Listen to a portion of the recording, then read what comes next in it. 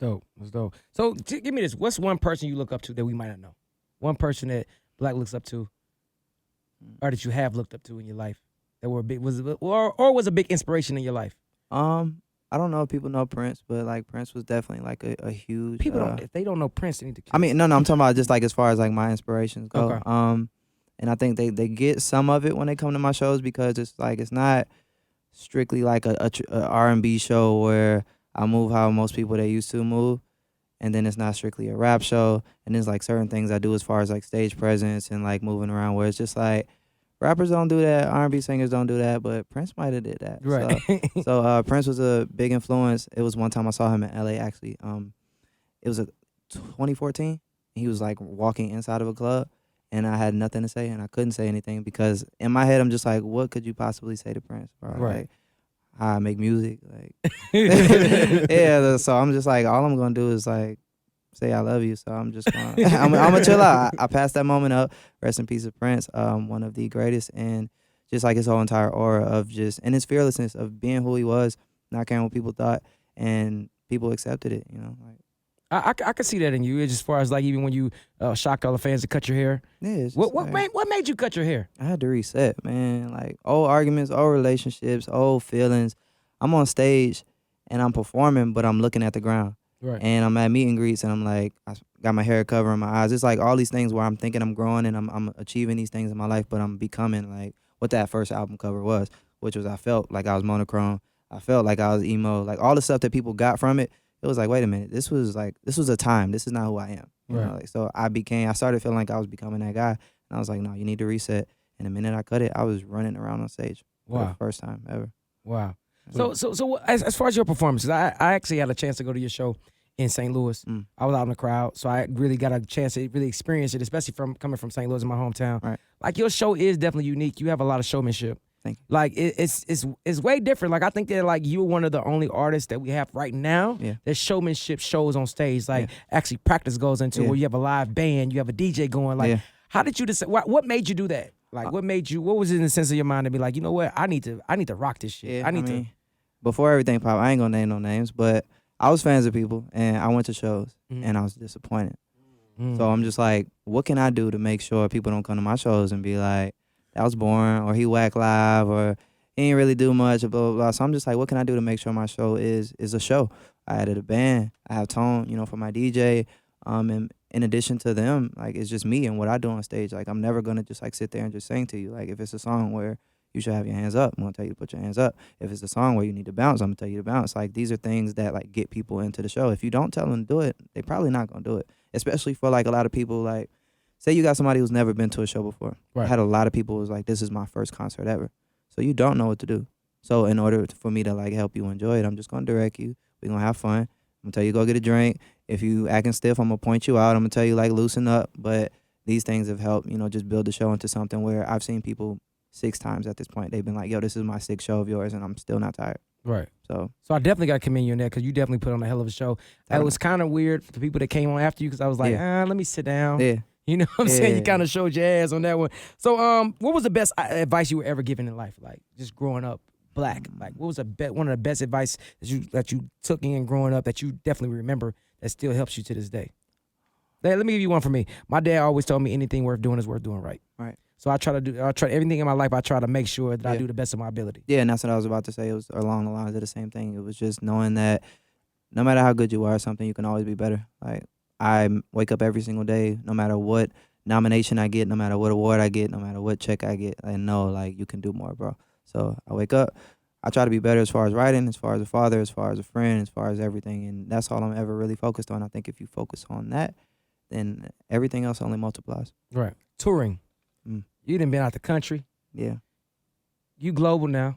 Yeah. International Black. Yeah. What was the craziest country that you've been to that you like just enjoyed? Like you was just like, my God, I was like shocked at the love. Cape Town. Yeah, Cape Town, South Africa was wild. Like I thought I could do like a last minute meet and greet. I'm gonna be here, everybody pull up. And we had about close to 1,000 kids. Like wow. in 30 minutes just posted outside of the shoe store. And I did a meet and greet in that store. Like it was all just set up in the moment. So I'm just taking pictures like one by one. They're all coming into the store. And I maybe took about like at least 300 photos. before I was like, I can't take any more pictures, bro. Like Right. that's enough. And we had to like go out there and speak to him. But that was a city where I thought I could like be chill, low key, and they wouldn't really recognize me, but I stick out like a sore thumb there. Like, Let me ask you this, Black. East Atlanta Love Letter. That's the name of the album. Now, do you have an old childhood friend that you actually wrote a love letter to?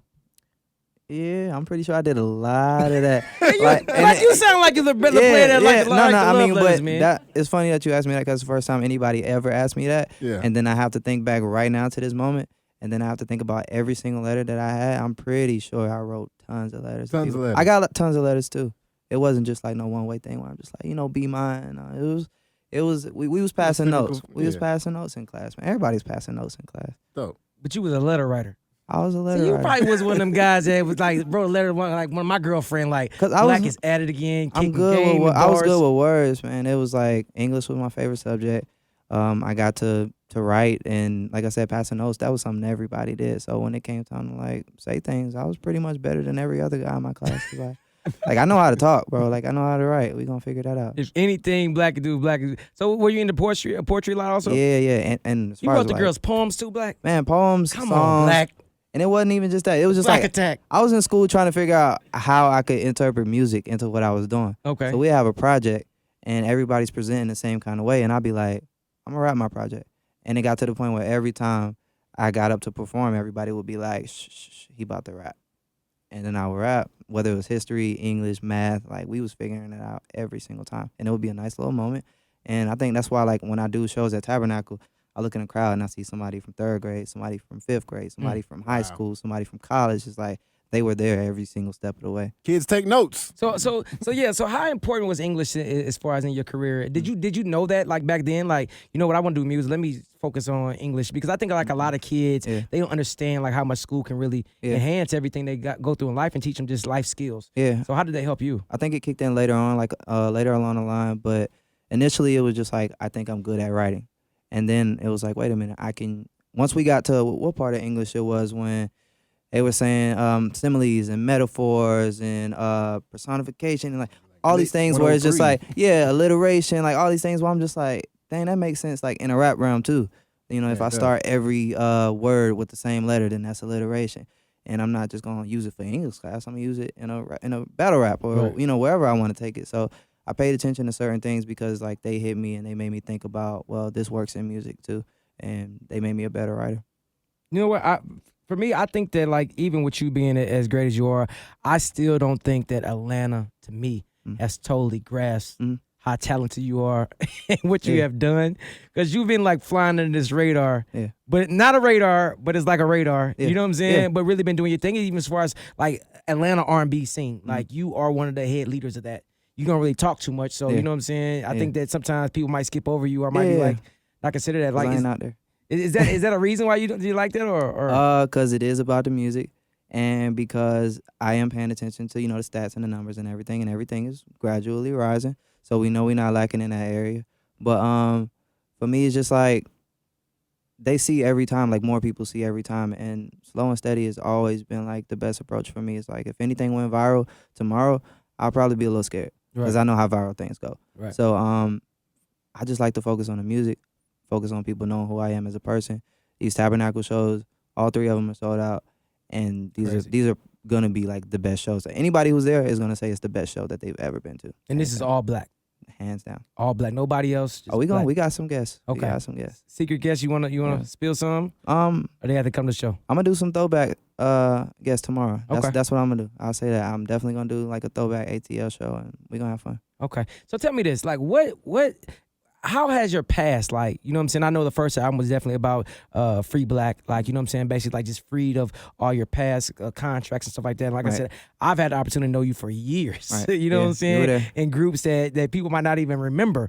So how much did that make you grow, like, as far as now? Because I feel like your maturity level is just so high. You know what I'm saying? As far as calm, you don't get overly excited about too much stuff. Like, you're just like, oh, Grammy, cool, let me keep going. Like, you constantly elevating. So what happened in your past that made you become this type of person as far as handling your business? I mean, I was going to say, more than anybody else. It was just like being in a situation where you can see every single thing like around you, like every car you could ever imagine, every amount of money you could ever like think of, every opportunity you could like touch with your hand, like to see it all in front of you and to know that it can still be gone, or it can not really matter at all. Like the flashy things, it's just like, for me, it's just like, all right, cool. Like now I'm never gonna get excited about a contract in front of me because this time I'm gonna read it. Right. And now I'm never gonna be excited about 20,000 in cash at the strip club, because even then it was just like, I'm about to pocket 1,000 of this because I need to eat. Right. And like going through those things get you to a point where you know what's important and you know what's not important. So I went through those things. I got a good grip on reality and like what means, and I was never the guy who really focused on it anyway, but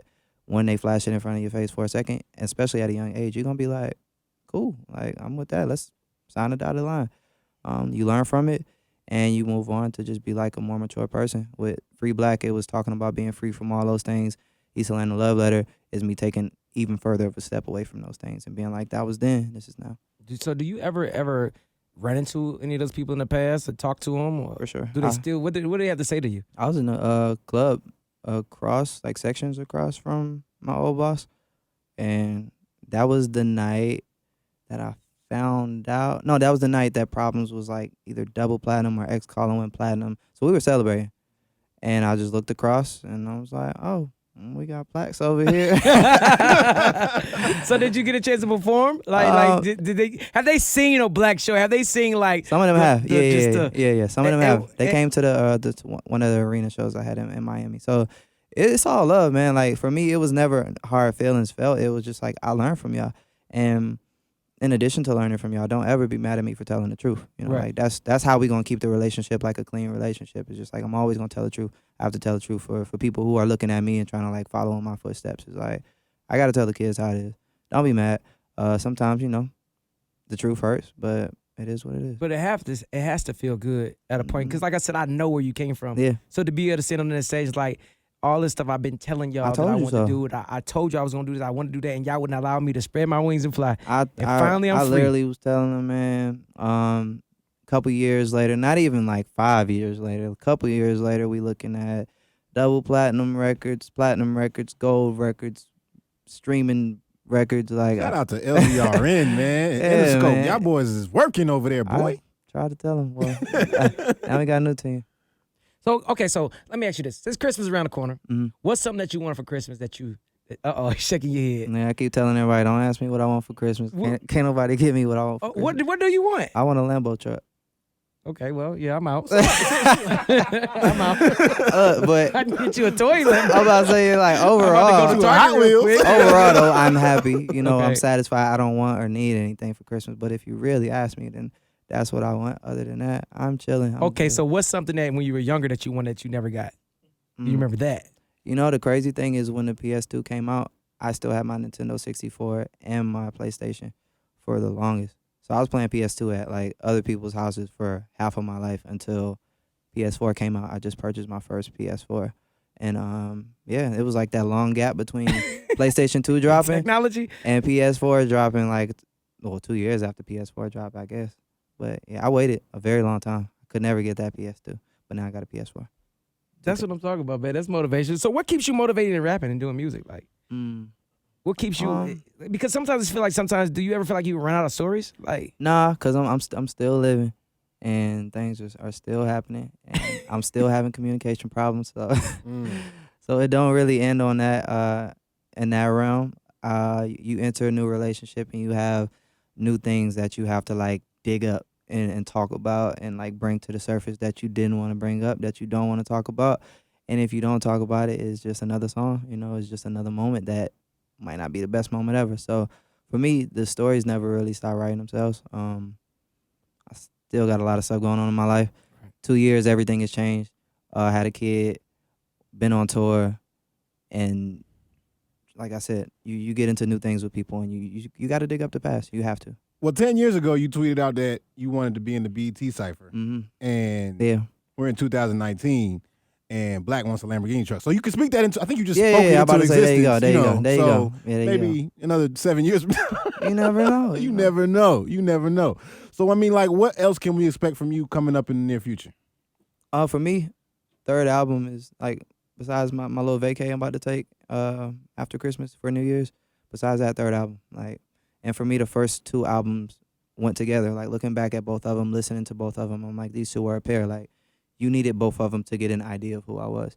Whatever's next, it got to be different. For sure. You know, like it has to be a different step. It has to, like this has to be the one that breaks, you know, like that breaks the internet, that breaks Atlanta, that breaks, you know, wherever. Like this has to be one of those albums where people are like, all right, like we all listening and we know he's here because he got past the freshman thing.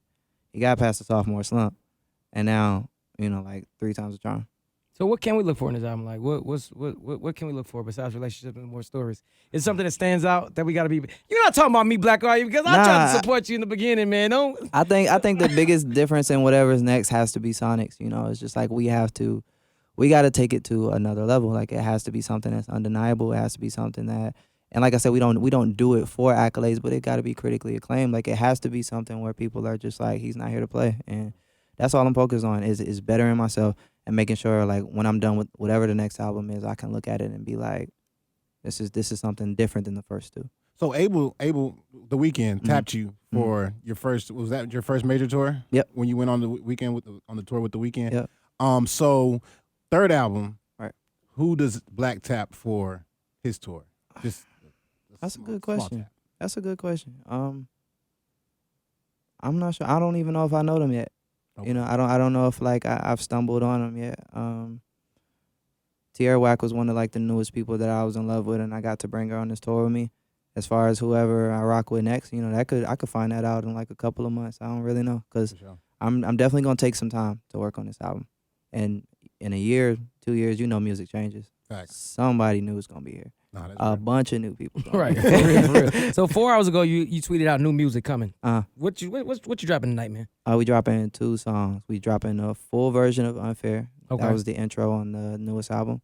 And I'm dropping a song called Been a While, a song that didn't make the album, but was one of my favorites. How much time do you guys take to just like figure out when y'all dropping this and when y'all dropping that with your team? Like how often your team meets? Because I think like I just feel like your team is extra strong. Like a lot of people, you come in like they looking over at the manager trying to figure out if this is what they supposed to say. Yeah. Like, you know what I'm saying? Like they don't know what's going on with their project. Like how much time do y'all spend together as far as planning out? You know what I'm saying? The attack. Spur of the moment. Spur of the moment. Spur of the moment. Like I could be getting off stage and I'll just hit the group chat like, we need to drop some new music. And everybody be like, cool, let's debate, let's talk about it, let's figure it out. And that's always been that way, just like an organic way of marketing, of putting songs out, of like keeping the fans excited too. It's just like, you don't really have to sit down and have like a full schedule of what you're doing for the year. Like sometimes it's just time to do something. So for these 2 songs, we're just like, yo, let's drop some music, you know, before the Atlanta shows, before the year's over, and then they'll be good. We could take a break and come back better than ever. Right. Okay, so how many people in this group chat?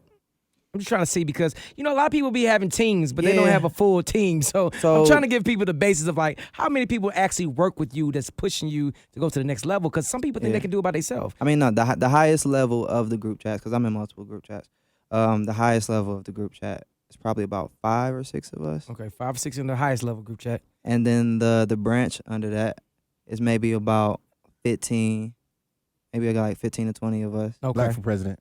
And then another branch equal is just my homies, and that's probably about 15 to 20 of us. So before I do anything, before I plan anything, before I put out anything, it's like, gotta go through the house. Yeah, it's like, Supreme Court. I'm like, this is the idea, this is the song, this is the cover art, this is when we gonna drop it, how we gonna drop it, when we gonna post, what we gonna say. And like I said, most of it is literally just like spur of the moment. Yeah, spur of the moment. Like we don't know like a month out if we gonna do something. Sometimes we do plan, but sometimes it is like, let's drop some music. Right.